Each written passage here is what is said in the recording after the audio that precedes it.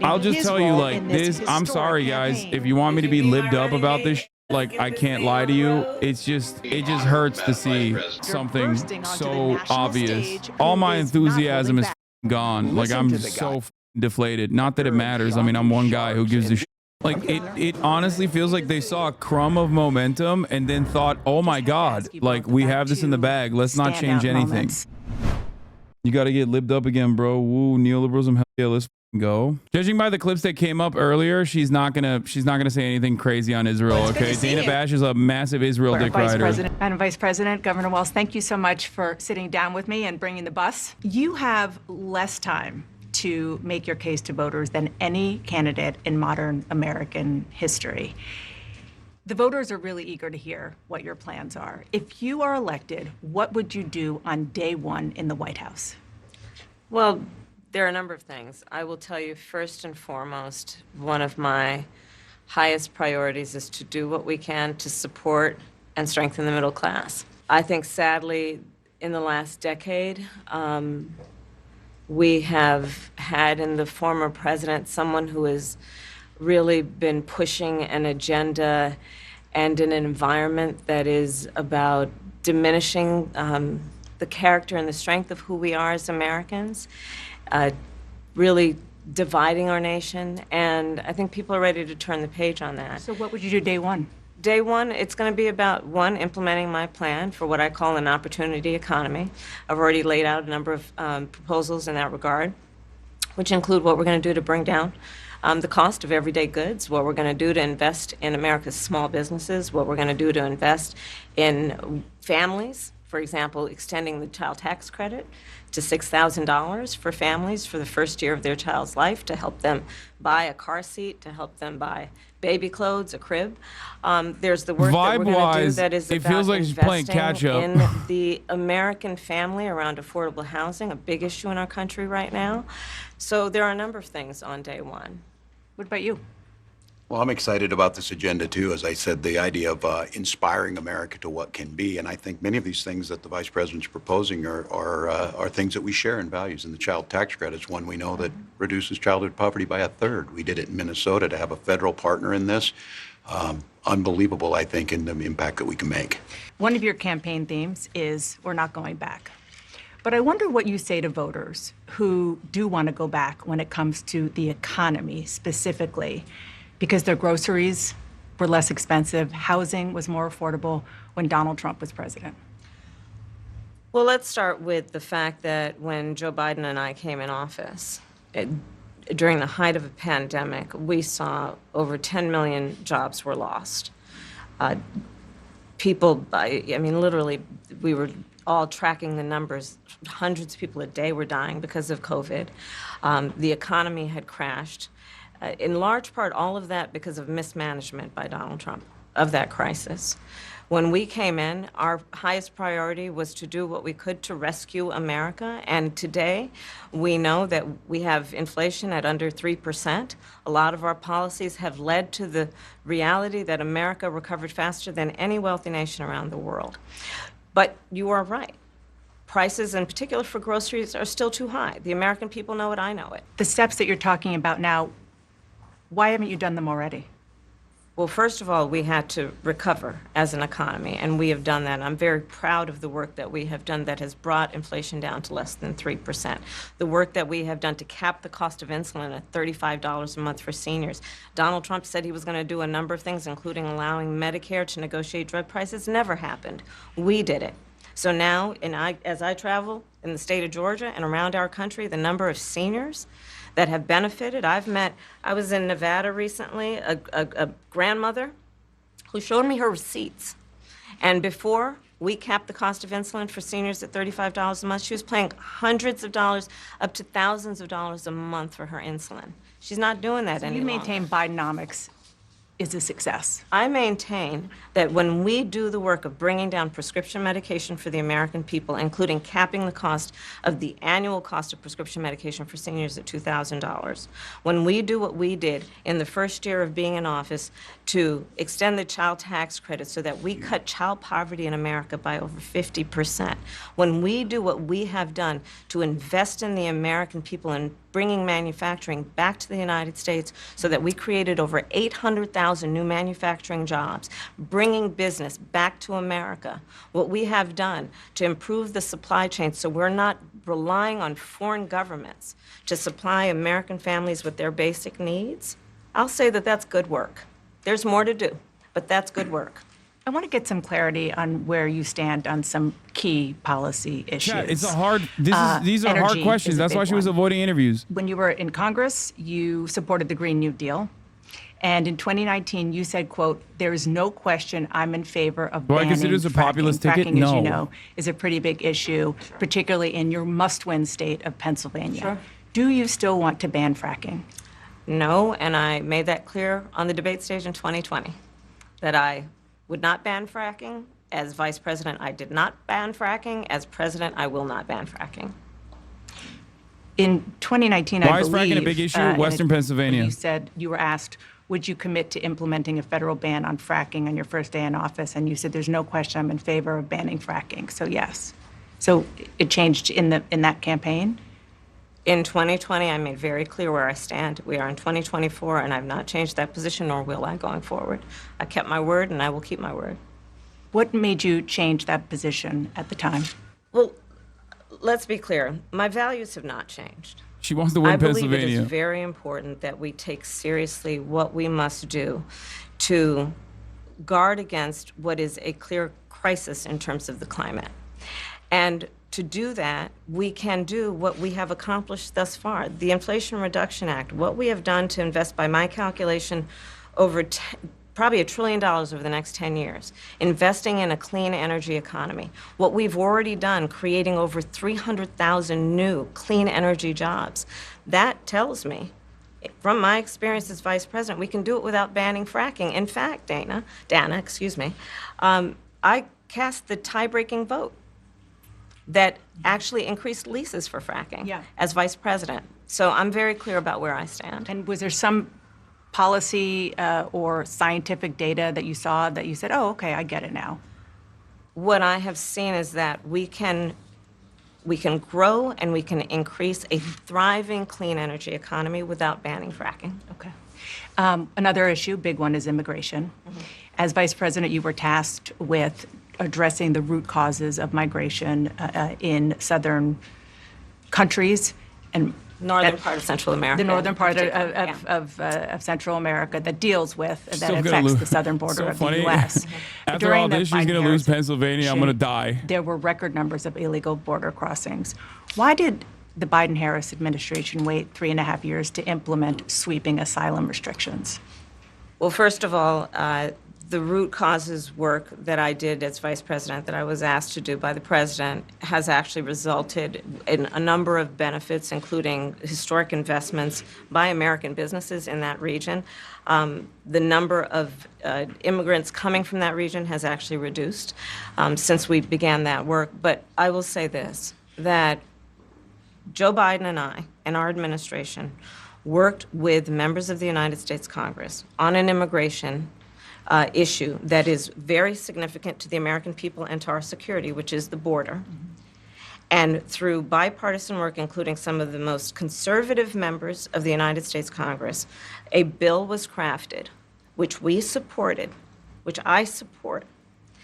And Donald Trump got word of this bill that would have contributed to securing our border, and because he believes that it would not have helped him politically, he told his folks in Congress, don't put it forward. He killed the bill. A border security bill that would have put 1,500 more agents on the border. And let me tell you something, the Border Patrol endorsed the bill. And I'm sure in large part because they knew they were working around the clock, and 1,500 more agents would help them. That bill would have allowed us to increase seizures of fentanyl. Ask any community in America that has been devastated by fentanyl what passing that bill would have done to address their concern and a pain that they've experienced. Just one other question about something that you said in 2019 when you first ran. There was a debate. You raised your hand when asked whether or not the border should be decriminalized. Do you still believe that? I believe there should be consequence. We have laws that have to be followed and enforced, that address and deal with people who cross our border illegally, and there should be consequence. And let's be clear, in this race, I'm the only person who has prosecuted transnational criminal organizations who traffic in guns, drugs, and human beings. I'm the only person in this race who actually served a border state as Attorney General to enforce our laws, and I would enforce our laws as president going forward. I Pro-fracking, recognize the pro-border. problem. Generally speaking, Welcome back. how should voters Republican candidates look at from some of 2020. the changes that you've made, that you've explained some of here in your policy? Is it because you have more experience now and you've learned more about the information? Is it because you were running for president in a Democratic primary? And should they feel comfortable and confident that what you're saying now is going to be your policy moving forward? Dana, I think the most important and most significant aspect of my policy perspective and decisions is my values have not changed. You mentioned the Green New Deal. I have always believed, and I have worked on it, that the climate crisis is real, that it is an urgent matter We hear to you. which we should apply metrics see that you. include holding ourselves to deadlines around time. We did that with the Inflation Reduction Act. We have set goals for the United States of America and by extension the globe around when we should meet certain standards for reduction of greenhouse gas emissions, as an example. That value has not changed. My value around what we need to do to secure our border, that value has not changed. I spent 2 terms as the Attorney General of California prosecuting transnational criminal organizations, violations of American laws regarding the passage, illegal passage of guns, drugs, and human beings across our border. My values have not changed. So that is the reality Kamala of it. In 4 Harris. years of being vice president, I'll tell you, one of the aspects to your point is traveling the country extensively. I mean, I'm here in Georgia. I think somebody told me 17 times since I've been vice president in Georgia alone. I believe it is important to build consensus, and it is important to find a common said place of he understanding wants to give a MAGA of hat where to we her. can actually solve problems. On that note, you had a lot of Republican speakers at the convention. Will you appoint a Republican to your cabinet? Yes, I would. Anyone Yes, in I mind? would. No one in particular. That's a in bingo. mind. I got 3 for 3. days to go with this election, so I'm not putting the cart before Would the you horse. like to but I drop would. out I and let a think- Republican win? I think it's Yes. really important. I have spent my career inviting diversity of opinion. I think it's important to have people at the table when some of the most important decisions are being made that have different views, different experiences. And I think it would be to the benefit of the American public to have a member of my cabinet who was a Republican. President You paid Kamala the Harris. piper. There you go. You did the President job. Biden, That's when why he this called interview you and was said he positive. was Now the elected, rest of it is like, oh, what do you think? right away? What's Did you happening ask between you and Biden? Like, this is It spoilers. was- I'm not going to show you right now because I want to see the actual interview while it happens. So I'm cutting this. Yeah, she did the job. She was like, she paid the piper. She said all the right-wing things. Okay, listen to me. Listen to me, chat. Every single thing that she was asked, they were hard questions. She should have had infinitely better answers. Okay, deflect. She should have deflected. She should have. And I'll tell you exactly how I would have answered some of these questions in a moment. Actually, right now that it's on break. Number 1, the question about fracking. Okay, what she has to say in that circumstance is obviously she wants Pennsylvania. That's why she can't she can't say she's anti-fracking, right? What you're supposed to say in this situation is, listen, the beautiful people of Pennsylvania are not like predisposed to fracking as a job. It's just a job. Okay, these people deserve an honest living. And what we attempt to solve in this circumstance, what we attempt to solve in the situation is to offer them a job. Currently, as it stands, 75 to 85% of subsidies on the energy front go to the fossil fuel industry. Those subsidies are what make these jobs available to people in Western Pennsylvania. We should restructure said subsidies to ensure that we can, 1, in the short term, not eviscerate fracking altogether because we do not want to destroy these communities and have them resemble, West Virginia. But the goal should be to move away from our reliance on a finite resource of energy. There is only a finite amount of fossils in the ground. Obviously, we're not going to abolish fracking tomorrow, as my administration has not done. Having said that, however, the goal is so that we do not have to rely on China to make up for the energy crisis that is coming up. And it's not just me saying this. Obviously, British Petroleum, ExxonMobil, and many other oil giants recognize that, which is why they're hedging their bets by dumping a lot of the funds that they get from the subsidies that we offer them, taxpayer dollars offer them, directly into renewable energy companies, because they too understand that this is not infinite. We don't want China stealing our lunch money as they have done so far. That's why I said we're not going back. We're not looking backwards. We're looking forward. That's number one. Number two, when she was asked about the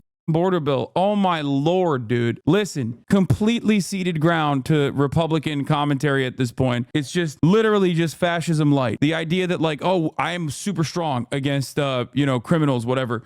Nobody believes that. You're a Democrat. Nobody believes that.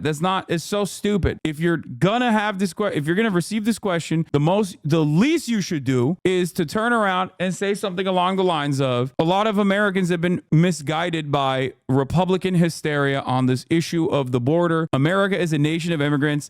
I am a descendant of immigrants. I myself am running for president. This is what makes this country great. Donald Trump's vitriolic rhetoric around migrants is genuinely devastating. And now they're waving mass deportation flags at the Republican National Convention. And not a single person has asked how that would happen. That means Border Patrol. That means SWAT, BORTAC, militarized Border Patrol at people's doors, doing dragnets on brown communities. This is terrifying. This is not what America is about. He keeps talking about Eisenhower and the 1.3 million Mexicans and Mexican descendants, or American citizens of Mexican descent, that were forcibly extracted and deported from this country. This is a devastating prospect. That's precisely why I'm running against Joe Biden, against Donald Trump, to stop this from happening. I want to ask you about your opponent, Donald Trump. Okay. I was a little bit surprised. People might be surprised to hear that you have never interacted with him, met him face to face. That's going to change soon. But what I want to ask you about is what he said last month. He suggested that you happened to turn black recently for political purposes, questioning a core part of your identity. Yeah. Any? Same old tired playbook. Next question, please. That's it? That's it. Okay. Let's talk about some foreign policy issues that would be on your plate if you become commander-in-chief. President Biden has tried unsuccessfully to end the war between Israel and Hamas in Gaza. He's been doing it for months and months, along with you. Would you do anything differently? For example, would you withhold some U.S. weapons shipments to Israel? That's what a lot of people on the progressive left want you to do. Let me be very clear. I'm unequivocal and unwavering in my commitment to Israel's defense and its ability to defend itself. And that's not going to change. But let's take a step back. October 7, 1,200 people were massacred. Many young people who were simply attending a music festival. Women were horribly raped. As I said then, I say today, Israel has a right to defend itself. We would. And how it does so matters. Far too many innocent Palestinians have been killed. And we have got to get a deal done. We were in Doha. We have to get a deal done. This war must end. In the meantime, and we must get a deal that is about getting the hostages out. I've met with the families of the American hostages. Let's get the hostages out. Let's get the ceasefire done. But no change in policy in terms of arms and so forth. No, we have to get a deal done. A deal is not only the right thing to do to end this war, but will unlock so much of what must happen next. I remain committed since I've been on October 8 to what we must do to work toward a two-state solution, where Israel is secure and in equal measure, the Palestinians have security and self-determination I told you. And dignity. Governor Walz, the country is just starting to get to know you. I want to ask you a question about how you've described your service in the National Guard. You said that you carried weapons in war, but you have never deployed actually in a war zone. A campaign official said that you misspoke. Did you? Well, first of all, I'm incredibly proud. I've done 24 years of wearing the uniform of this country. Equally proud of my service in a public school classroom, whether it's Congress or the governor. My record speaks for itself, but I think people are coming to get to know me. I speak like they do. I speak candidly. I wear my emotions on my sleeves, and I speak especially passionately about our children being shot in schools and around guns. So I think people know me. They know who I am. They know where my heart is. And again, my record has been out there for over 40 years to speak for itself. And the idea that you said that you were in war, did you misspeak as the campaign has said? Yeah, I said we were talking about, in this case, this was after a school shooting, the ideas of carrying these weapons of war. And my wife, the English teacher, told me my grammar is not always correct. But again, if it's not this, it's an attack on my children for showing love for me, or it's an attack on my dog. I'm not going to do that. And the one thing I'll never do is I'll never demean another member's service in any way. I never have, and I never will. One other question, because again, this is all new. Yeah. This was not. Why don't we give one to however the many days Palestinian? ago? This was not on either of your bingo cards, especially yours. You had to clarify that you had said that you and your wife used IVF, but it turned out you used a different kind of fertility in order to have children. And then when you ran for Congress in 2006, your campaign repeatedly made false statements about a 1995 arrest for drunk and reckless driving. What do you say to voters who aren't sure whether they can take you at your word? Well, I've been very public. I think they can see my students come out, former folks I've served with, and they vouch for me. I certainly own my mistakes when I make them. The one thing I'll tell you is I wished in this country wouldn't have to do this. I spoke about our infertility issues because it's hell, and families know this. And I spoke about the treatments that were available to us that had those beautiful children there. That's quite a contrast in folks that are trying to take those rights away from us. And so I think people know who I am. They know that record. They've seen that. I've taught thousands of students. I've been out there. And I won't apologize for speaking passionately, whether it's guns in schools or protecting of reproductive rights. The contrast could not be clearer between what we're running against the vice president's position on this. Interview's looking real bad. And I think most Americans get it if you've been through that. I don't think they're cutting hairs on IVF or IUI. I think what they're cutting hairs on is an abortion ban and the ability to be able to deny families the chance to have a beautiful child. Walz is kind of carrying, but it's still bad. Wow. The Kamala Harris Israel answer, disastrous. Absolute disaster. Problem is she also doesn't have charisma to like carry it. You know what I mean? Remember what I told you? Like people will project their own opinions onto like their candidate if they like the candidate. And certainly plenty of people will project their own opinion. They'll be like, oh, what more do you want? She says she wants a ceasefire. The reality is how many people will do that? And it is a very clear, to be clear, interviews bad on positions, but not really bad performance wise, like GOP is such what we're expecting. I mean, it's not great. Kamala Harris needs to separate herself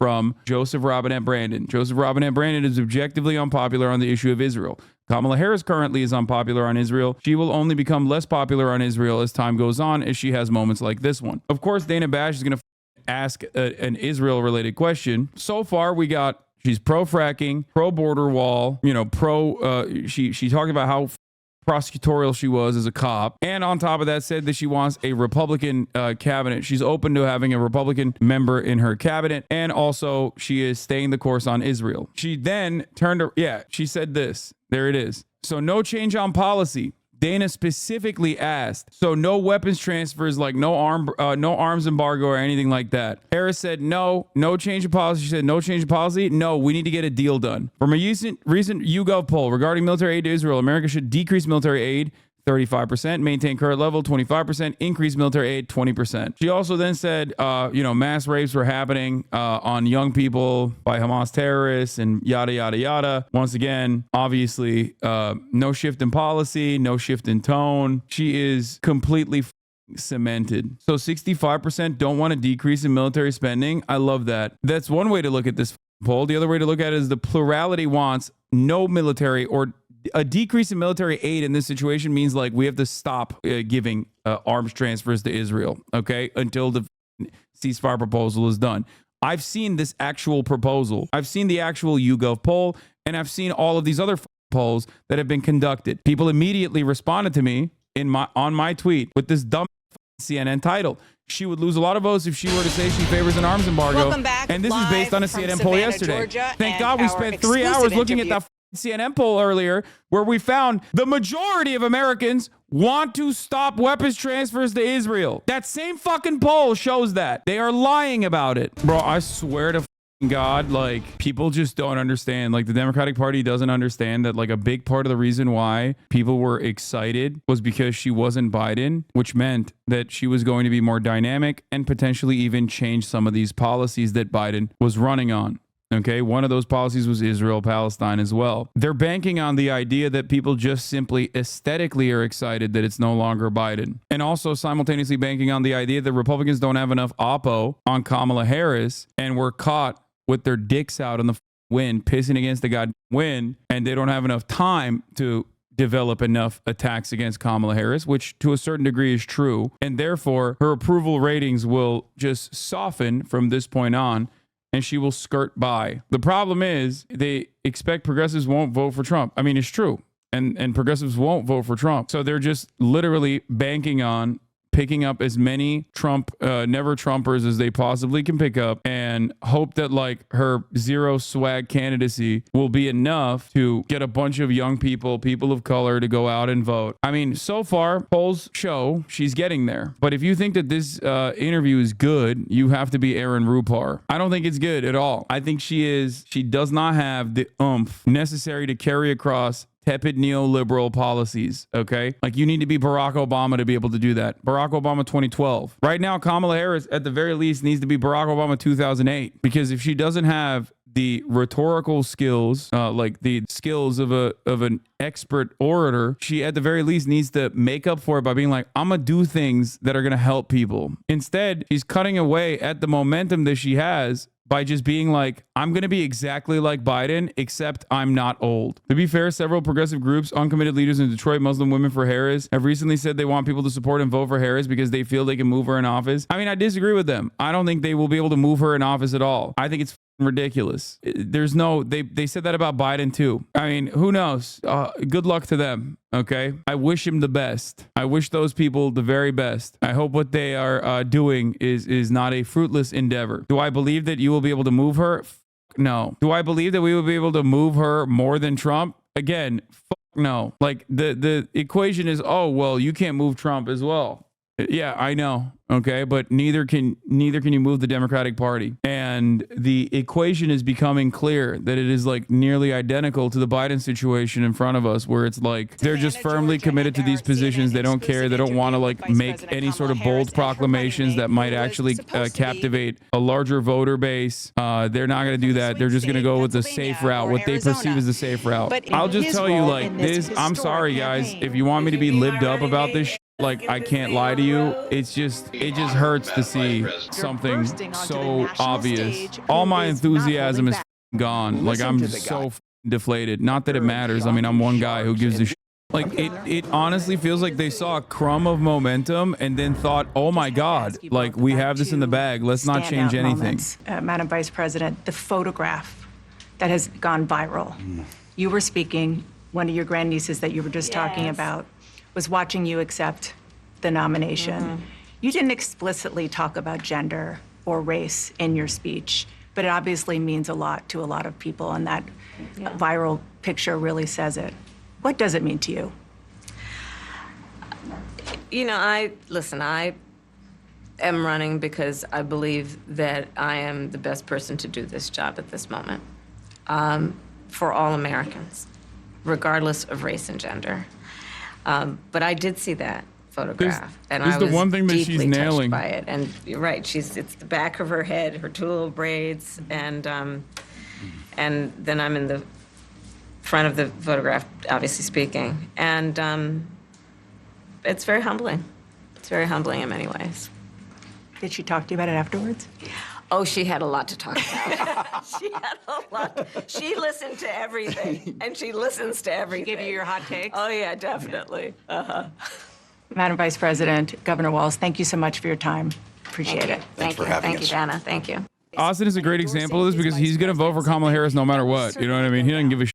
But he recognizes that this doesn't look well to maybe a broader audience. Seemed fine. Yeah, I mean, it wasn't a disaster, but like think about that, dude. Oh wow, it wasn't a disaster. Like, what are we doing here? This isn't Joe Biden, chat. Even that is like a very Brandonian attitude to have about a interview that was like a little contentious in the beginning, but then was mostly a puff piece. The do you mean? Are we back? Is she just Joe Biden reskinned? Like, what the are we talking about? She was very connected to her word. She seemed strong. She seemed competent. She seemed like someone who could be president of the United States. That was the first test. One thing, because I know we got a lot of...